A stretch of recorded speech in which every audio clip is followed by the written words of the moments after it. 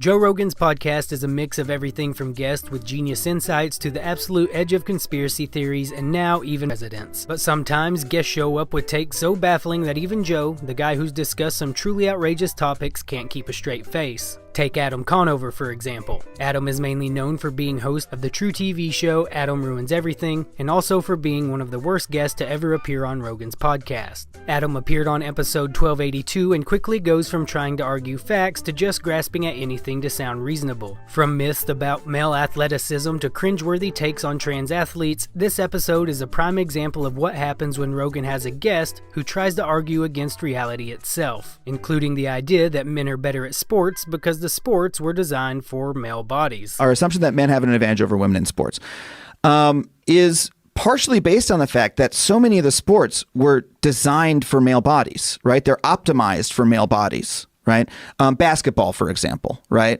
How is that optimized for male bodies? It's like the height of the basket, the way that the ball moves around, if the ball moves around. If we're going to say that, if we're going to say that men and women have physiological differences, right?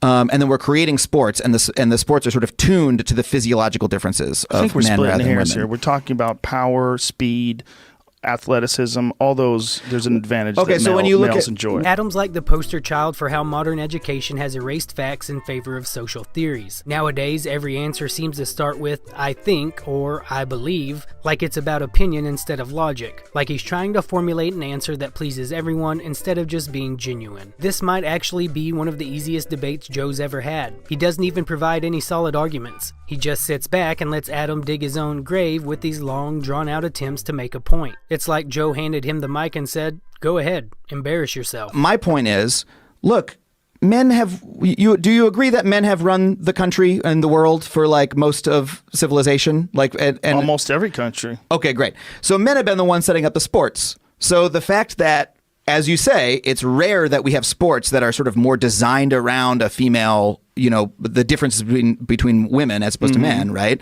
I think that might be because men have been setting up all the sports. Hey, Joe. To be clear, everyone dislikes this particular video because of how dumb the guest is, but we all greatly appreciate how you handled this guy. The dislike goes to him, not to you. Joe, water is wet. Adam, I'm not sure I agree. I'm not an expert, but my friend who is a dolphin says, Joe handled this moron of a guest really well, but Adam is probably one of, if not the worst guest on this show after almost 1,300 episodes. What's so frustrating about guests like Adam is that they come on thinking they have to argue or debate something when Joe's just trying to have a conversation. It's like they've watched clips of JRE and think they're going to out-talk Joe, coming in all geared up to prove him wrong. So instead of contributing anything meaningful, they end up making these wild, ridiculous points that just make you cringe. Oscar Pistorius, right? And people were saying about this guy that his prosthetic gave him an advantage. Now, first of all, there's no that's true because he doesn't have muscles. Muscles convert food into. It does give you an advantage. I mean, you do think so? Yeah, I think mechanically it does. Hold on a second, that's not an advantage because how mechanics work, right? Is that a spring, you put energy into it and you get a little bit less energy out, right? So because that's the laws of thermodynamics, right? You can't get more out than you put in.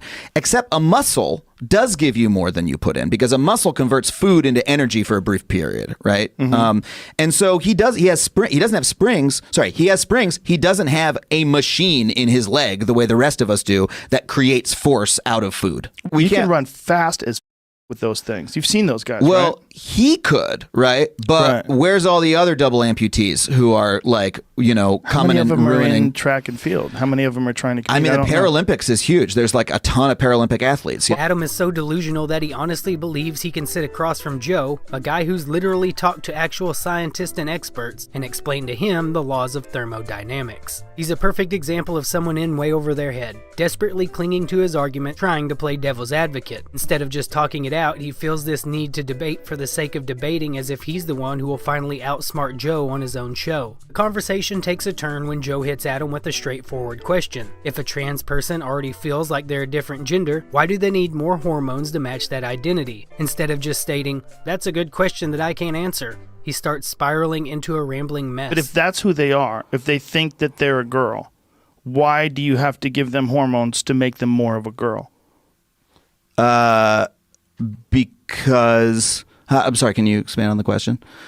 It's a simple question. So what trans people express, and again, I'm not an expert. This is from me talking to my trans friends and seeing what other trans folks say, is that the experience of being trans and not receiving hormones, right, and not having the body that you identify with, the feeling of dysphoria, right, is extremely painful and is a condition unto itself, right, and the feeling of not belonging with the body that you have, of that mismatch, right, that seems to be in the broad variety of humanity, the way that some people are born, right, where their inner self, right, the self that they are, they're like, I am a, they're not thinking they are a woman. They're like, this is the person that I am. Doesn't match the body that they have, right? And that gives them extreme distress, right?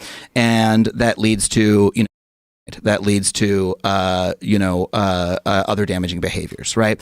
And the best treatment for that we know exists is to, do gender confirmation via hormones. And you know that doesn't affect the rate. If you can't explain it simply, you don't understand it well enough. When someone rambles on trying to prove a point, it's probably because they lack a clear grasp of the subject. After this podcast, Adam went on a live stream to address the appearance, claiming that Joe was locked and loaded, with Jamie ready to pull up some pseudoscience to back him up. But the truth is, Joe handled him with kid gloves. I was excited to do this interview because at the time, Joe was not so directly associated with the far right. He hadn't totally made that turn yet.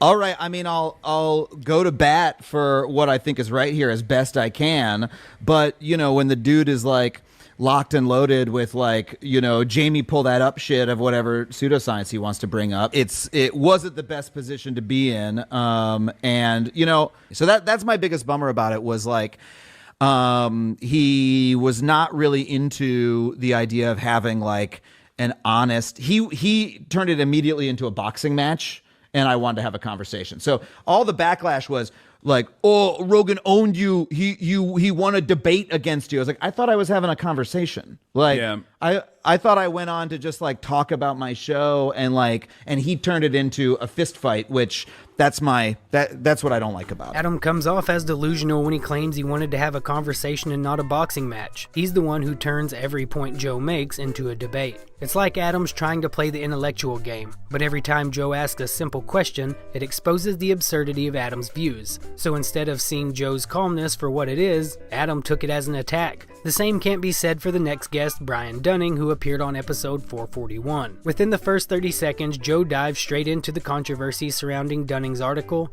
the top 10 celebrities promoting harmful pseudoscience, which included Joe. I read about you, and I read some of the things, and I didn't know when you had contacted me that you had included me in your... how many celebrities were there? 8 or 10? It was the top 10 most wanted celebrities promoting harmful pseudoscience. And in that, I read about myself, and I was shocked to learn that I believe that 911 was created by the government. I did not know. I didn't know that I believed that. I don't think you've ever said that. I've never said that. We can talk about the whole genesis of how this list came to be. Well, but that one is poorly researched. I've absolutely never said that I think that the government engineered 9/11. Well, this was an episode I did in 2008, which was, 5-6 years ago now. And so before coming here today, I wanted to make sure and get all my sources for all of these. And unfortunately, back in 2008, I was not yet keeping very good records and saving my notes. So for the things that I have listed here, unfortunately, I can't give you the source for any one of them. But any one of them you want to tell me is not true, I will happily retract it. Well, first of all, the 9/11 one, 100%. Dunning came into this episode completely unprepared for Joe's line of questioning. Dunning claimed that he believed 9/11 was orchestrated by the government, but Joe has actually never said that. Dunning admits that the article is old and that he doesn't have the original sources to back up his claims, which is a huge red flag, showing how poor of a reporter he really is, and ironically, how good Joe is at having journalistic integrity. Joe doesn't choose sides, he just lays out evidence. The evidence Joe presents is so compelling that Dunning ends up agreeing with him about Tower 7, an argument he previously used to label Joe as a celebrity promoting harmful pseudoscience. You can't say that doesn't look like a controlled demolition. And I didn't. I said it does look like a controlled demolition, the part of it that you can see. The most controversial thing I've ever said about 9/11. I've never said once that I think that the government engineered it or that it was... I think it's very possible that big events happen and then people capitalize on those events, and then things happen like the invasion of Iraq that they were probably looking for an excuse to do anyway. But the idea that it was all one big grand scheme, to me, seems ridiculously unlikely. Okay, let me. This is actually a good segue into what we started to talk about, which was this inclusion that I had of you back in this list of top celebrities promoting pseudoscience. Because if someone who just listened to our last 5 minutes here of the exchange, it sounded like you were trying to convince me that 9/11 was a hoax. Like who? To who would say that? I think anyone who listened to that 5 minutes, it would sound like you were trying to convince me Building 7 was a demolition. No, it wouldn't. If you were a betting man, if you had to bet yes or no, was 9/11 orchestrated by the government? If you had to bet, would you bet yes? I would bet on no. I would 100% bet on no. You would 100% bet on no? Yes, I would 100% bet on no. Joe knows what he can and can't say to keep his platform, knowing he can't take a definitive stance on something as complex as 9/11. Instead, he examines conspiracy theories, discussing them without outright endorsing any of them. It might seem like he's promoting these theories, but really, it's the viewers who interpret the evidence and form their own opinions. Dunning, like Conover, should have taken a step back and said, "Yeah, Joe, that didn't come out the way I intended. I should have done my homework before saying that." But instead, he clings to the obviously flawed opinion. Deep down, he knows the article was weak, yet he's still trying to defend it. Comedian Joe Rogan does what he can to promote virtually any conspiracy theory that he stumbles onto, apparently accepting them all uncritically with a wholesale embrace. Now, I know you would disagree with that now. Of course I would. and I want to give you that chance, so let me continue. He believes the Apollo astronauts did not land on the moon. He believes the U.S. government was behind the 9/11 terrorist attacks. He believes the Oliver Stone version of the Kennedy assassination. He believes aliens crashed at Roswell in 1947 and the government is covering it up. He thinks Men in Black from Project Blue Book stole his friend's camera, even though Project Blue Book ended over 38 years ago. The worst part is that he promotes these ideas to the public at every interview opportunity, but gives himself the intellectual get-out-of-jail-free card of not needing any evidence by hiding behind the childish debate technique of saying, "Hey, I'm just the guy asking questions." God, this makes me sound like an asshole. Well, it's just factually inaccurate on so many different levels. I don't understand why you wrote it like that. Joe Rogan. "Oh, hey, that cloud kinda looks like a fish." Other guy. Joe Rogan believes clouds are actually fish. Joe just handed this man a shovel and watched him dig for 3 hours. Sometimes, Neil deGrasse Tyson is a close second. You can tell that Dunning wrote that article back in 2008, never expecting he'd find himself sitting across from Rogan, having to defend his claims. I actually agree with Dunning when he says Joe gives himself an intellectual get-out-of-jail-free card by playing dumb. There's a part of me that wishes Joe would just lay it all out there and share his opinion, but then again, I get why he doesn't. Anyone making the money Joe does would also curb their speech. At the end of the day, JRE fans should be grateful that Joe has the sense to remain neutral. Playing dumb might seem like a cop-out, but honestly it's smart. It allows him to examine topics mainstream media won't touch, while still getting to the core of the issues, like the Kennedy assassination. You don't believe that Lee Harvey Oswald acted alone? I do not believe Lee Harvey Oswald acted alone. No, I think there's ample evidence that there was other people involved, but that doesn't mean that Lee Harvey Oswald wasn't involved. There's another black or white thing. Everybody wants an either or. I think it's very possible that Lee Harvey Oswald was in cahoots with that murder. First of all, Lee Harvey Oswald was on the scene. Second of all, Lee Harvey Oswald was known to be in bed with all these fucking weirdo characters. He had gone to Russia and brought back a woman and was allowed to re-enter the United States.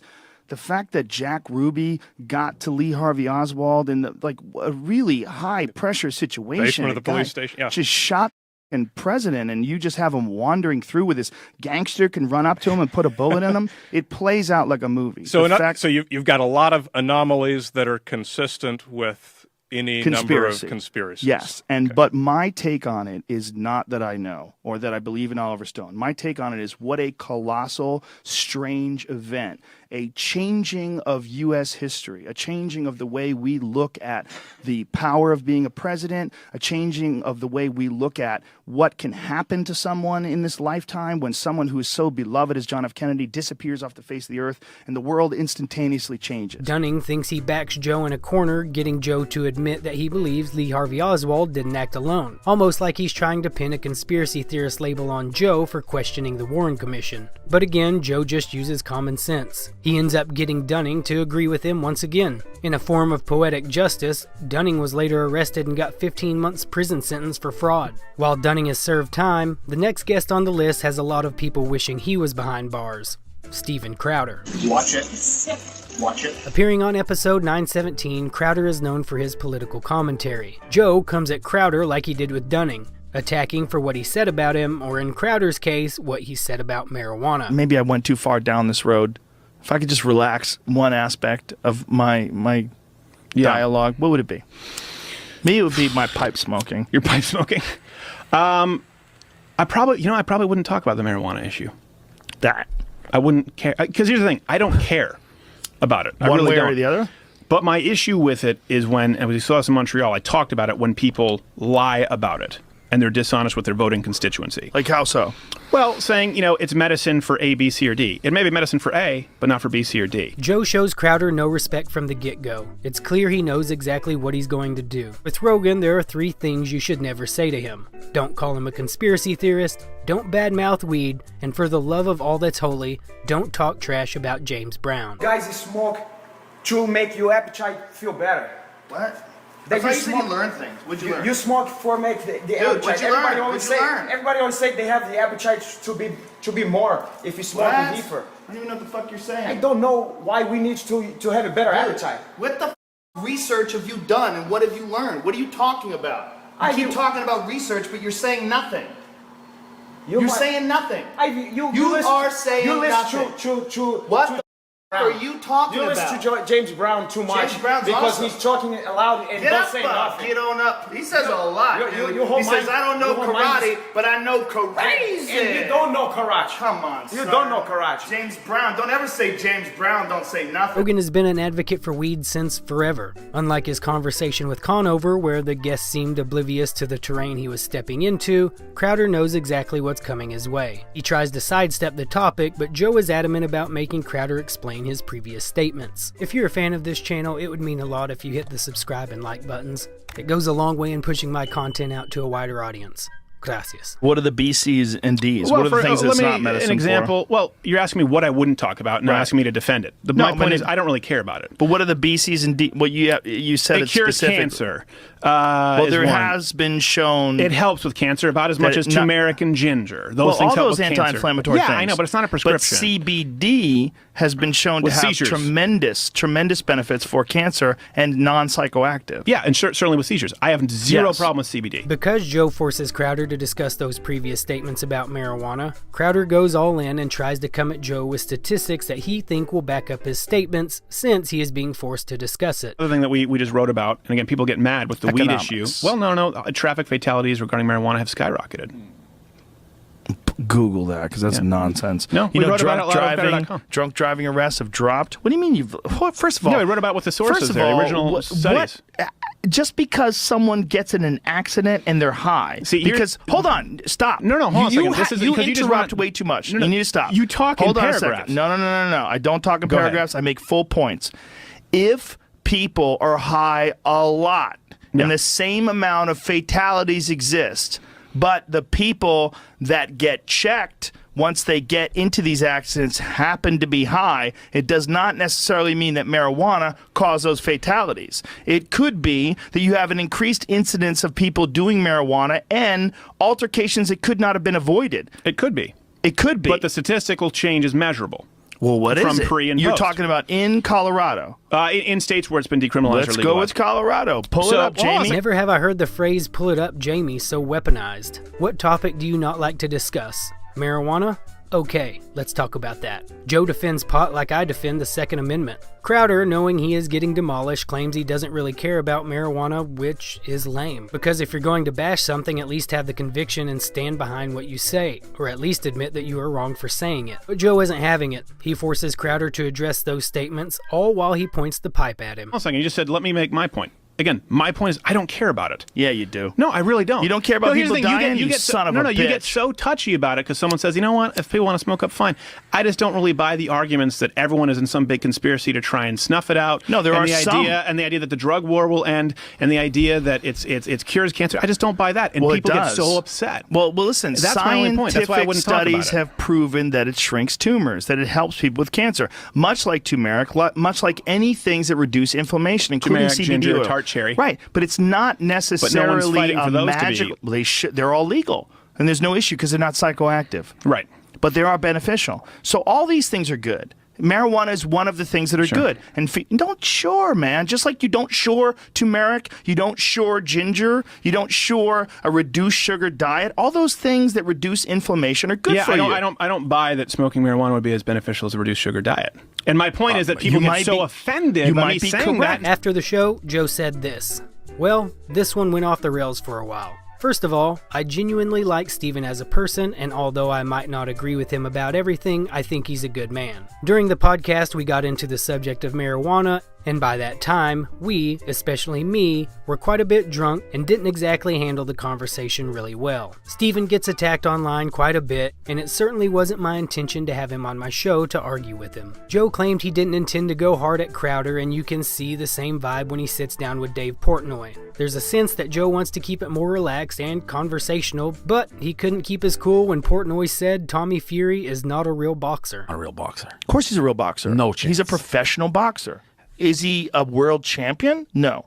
But maybe he is. Is he? No. What is he? What is Tommy Fury. He might have some sort of a title. If he does, it's in name only. Portnoy is the founder and owner of Barstool Sports, so when the owner of a sports media company says something like Tommy Fury is not a boxer, Joe takes it personally and pulls up Fury highlights, which clearly show the man is a professional boxer. Here's Tommy Fury. You telling me this guy doesn't look like a boxer? You're out of your mind. Who's he fighting? But I don't give a fuck, dude. Look at this.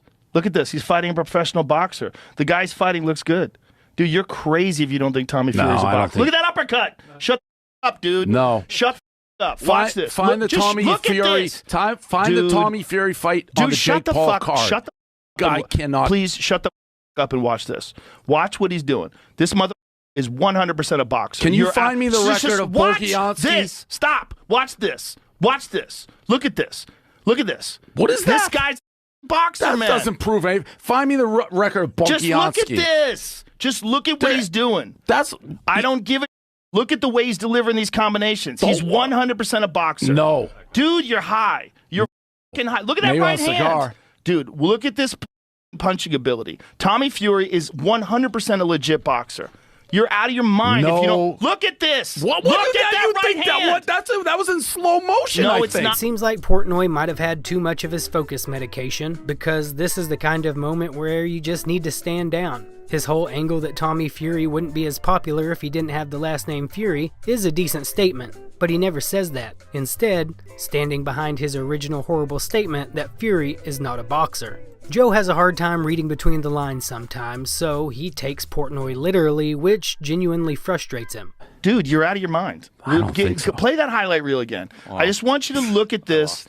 I want you to look at this objectively. If you look at this objectively and you look at the way he's knocking guys out and landing punches. I have nothing against Tommy Dude, Fury. But just watch some of this. Just watch some of this. Dude, this is legit boxing, man. Watch this. You're out of your mind if you don't think that's good. Look at this. Can we Shut rewind? up and look at Can we this. rewind and show the punch that guy in the red trunks threw? That was Because the guy's already rocked. No, he wasn't rocked Yes, when he threw that. He absolutely was. He'd already been pummeled. I saw that fight. The guy was already getting his ass kicked. He What was round is already that? getting. Portnoy is the embodiment of 99% of YouTube comments on boxing videos, underqualified to comment and overly opinionated. I wish everyone talked to Dave like this. The next guest on the list is Moxie Marlinspike, an entrepreneur best known as the creator of the app, Signal. Like many of the guests we've covered, instead of just having a conversation with Joe, it's like he's trying to earn his respect. For whatever reason, Moxie thought it would be a good idea to challenge Joe to a game of rock, paper, scissors, saying that if he won, he'd get to decide JRE's programming for a week. I win. I do the programming on your show for a week. No. That's worth a lot of money. You can f off. What kind of money? What do you think I'm not saying like the ads or whatever. I'm saying like programming, like who's going to be on? Yeah, who's going to be on? That's not possible.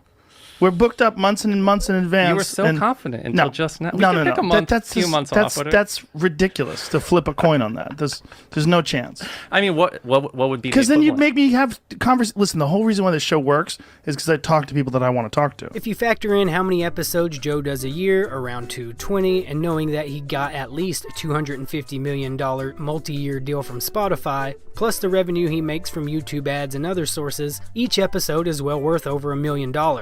So a week of programming could be anywhere from $4 to $10 million conservatively. Yet, Marlinspike thinks it's a valid wager for just one game of rock, paper, scissors. Well, the only way do something to play this game. That's not a risk. It's just 1 week of your life. No, that's abandoning the show. It's 1 week of your life. No, you could bring some assholes on here that I want to talk to, and then I'm like, what am I doing? No, impossible. All right. Well, do you think that there's something of equivalent value? No. There's nothing that I can do. No, there's nothing that you could give me that would be worth a week of programming on the show. What are you going to give me? What about a day of programming? You'd have to give me a spectacular amount of money. I sent you a...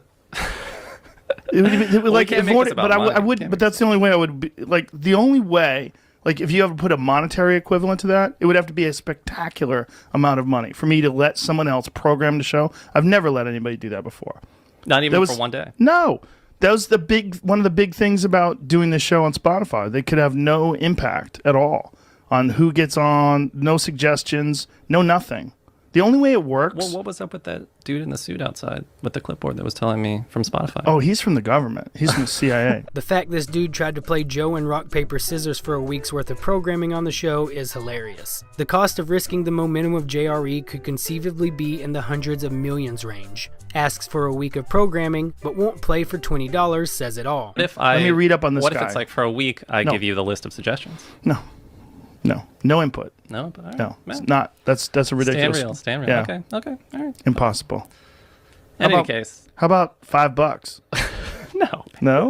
No, it's got to be Come on, steaks. man. It's got to be $20? real steaks. $20. No, I got $20 $20 in my pocket. Money is off the table. We can't do Money's money. off the table? Forget that. All right. Sounds like someone's scared to lose at rock, paper, scissors. It sounds like someone else is scared to lose it. No, you're asking me for something that's ridiculous.